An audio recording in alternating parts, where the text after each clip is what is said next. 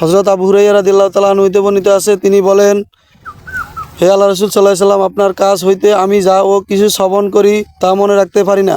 তিনি বলেন, তোমার চাদরখানা বিছাও। অতএব আমি ও চাদরখানা বিছালাম। তারপর তিনি বহু ও হাদিস রেওয়াত করলেন, যা আমি আর কখনো ভুলিনি।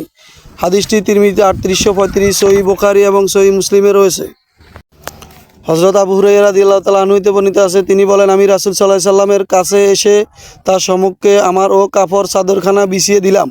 তারপর কাপড়খানা তুলে ও জড়ো করে তিনি ও আমার বুকের উপর রাখলেন। এরপর হইতে আমি আর কোনো কিছু কখনো ভুলি নাই। হাদিসটি তিরমিজিতে 3836 নম্বরে রয়েছে। উম্মে সুলাইম রাদিয়াল্লাহু তাআলা আনহা হইতে বর্ণিত আছে, তিনি বলেন, আল্লাহ রাসূল সাল্লাল্লাহু আলাইহি সাল্লাম আনাস ইবনে ও আপনার সেবক, আল্লাহ তাআলার নিকট তার ও জন্য দোয়া করুন। তিনি বললেন, হে আল্লাহ, আনাসের ধন মাল সন্তান সন্ততি বাড়িয়ে দাও। তুমি ও তাকে যা ও কিছু দিয়েছ তাতে ও বরকত দান করো। হাদিসটি তিরমিজিতে 3829 নম্বরে রয়েছে। তাকরিজ এবং সহিহ বুখারী এবং সহিহ মুসলিমে হাদিসটি রয়েছে। হযরত আনাস রাদিয়াল্লাহু তাআলা আনহু হইতে বর্ণিত আছে, তিনি বলেন, নবী সাল্লাল্লাহু আলাইহি সাল্লাম প্রায় আমাকে বলতেন, হে দুই ও কানের অধিকারী। আবু ওসামা বলেন, অর্থাৎ তার সাথে তিনি এই কথা ও বলতেন রসিকতা করে। হাদিসটি 3828 নম্বর রয়েছে তিরমিজিতে 6ষ্ঠ খণ্ডে।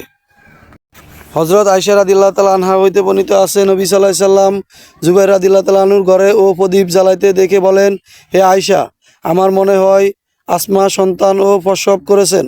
তোমার ও তার নাম রেখো না, আমি ও তার নাম রাখব। অতএব তিনি তার নাম রাখলেন আব্দুল্লাহ এবং একটি খেজুর ও সম্বন করে তার ও নিজ হাতে তার মুখে দেন। হাদিসটি তিরমিজিতে 3826 নম্বর রয়েছে। সহিহ বুখারীতে 3909 এবং 3910 নম্বরে রয়েছে। হযরত উমর রাদিয়াল্লাহু তাআলা আনহু হইতে বর্ণিত, তিনি বলেন, আমি স্বপ্নে দেখি যে আমার হাতে এক খণ্ড রেশমি কাপড়। আমি জান্নাতে যে দিকে ইশারা করি সেটি ও আমাকে সেদিকে উড়িয়ে নিয়ে যায়। আমি ঘটনাটি হাফসা রাদিয়াল্লাহু তাআলা আনহার কাছে বর্ণনা করি। হাফসা রাদিয়াল্লাহু তাআলা আনহু তার নবী সাল্লাল্লাহু আলাইহি সাল্লামকে জানান।